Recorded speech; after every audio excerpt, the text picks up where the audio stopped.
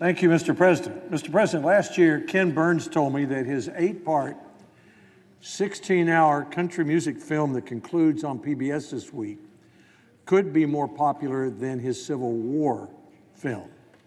And after watching his first episodes, I suspect he may be right.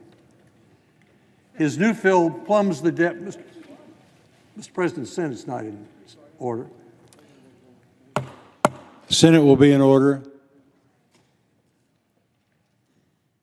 Senator is recognized. I'll start again, Mr. President, because this is Ken Burns told me last year that his 8-part, 16-hour country music film that concludes on PBS this week could be more popular than his Civil War film. And after watching the first episodes, I suspect he may be right. His new film plumbs the depths of the American soul using the one tool, music, that is most likely to touch the largest number of us. As a United States Senator from Tennessee, I will confess my bias.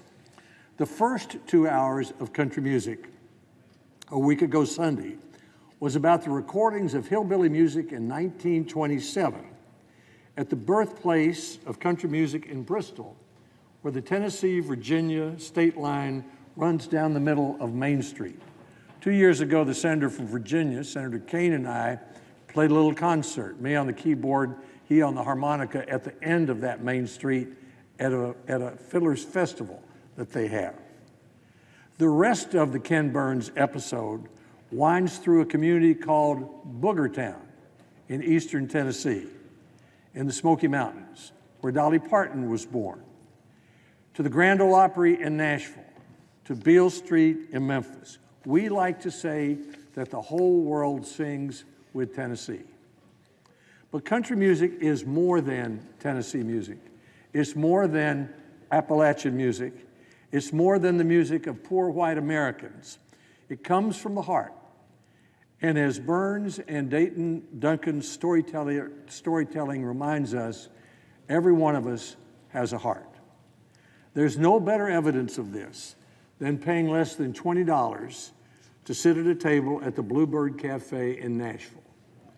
There you listen to 3 songwriters tell the stories behind their songs and play them for a small audience that doesn't even whisper during their performances.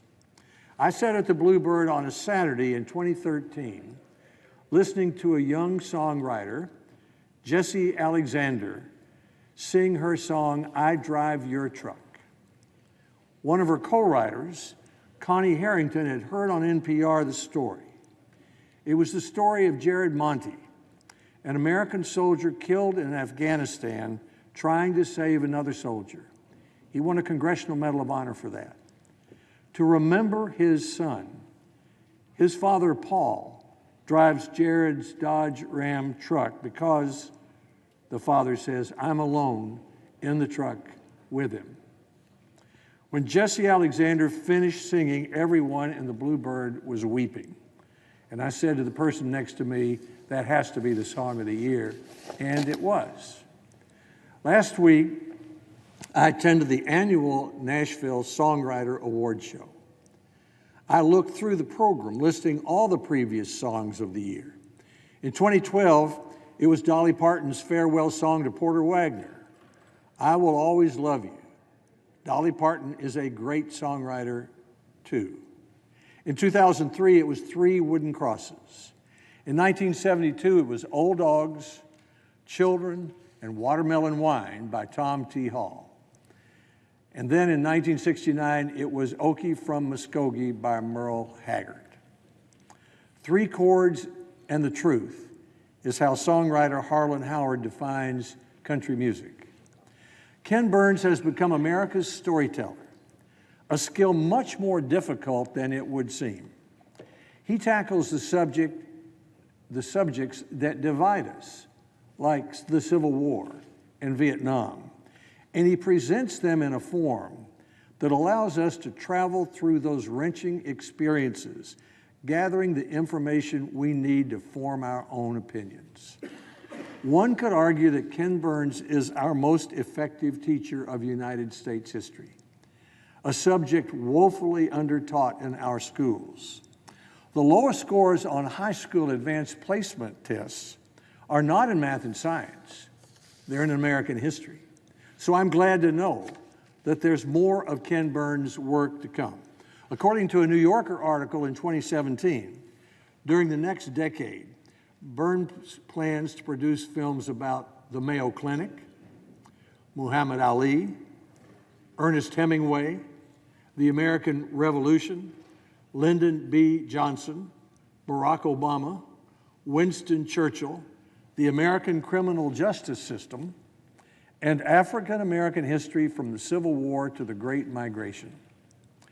Producing these films must cost a lot of money, but in my view, every penny that the public broadcasting system and private contributors have spent has been worth it. If I had the money, I would ask Burns how much time he'll spend raising funds to pay for these next films, and I'd give him the amount of money that it would take so that he could spend that time producing an extra 3 or 4 extra films, doing all that before he hangs it up. Since I don't have the money, maybe someone else will do that. Mr. President, I ask consent to include in the record an op-ed that was in the New York Times, "Country Music is More Diverse Than You Think," by Ken Burns and Dayton Duncan. Without objection. I yield the floor.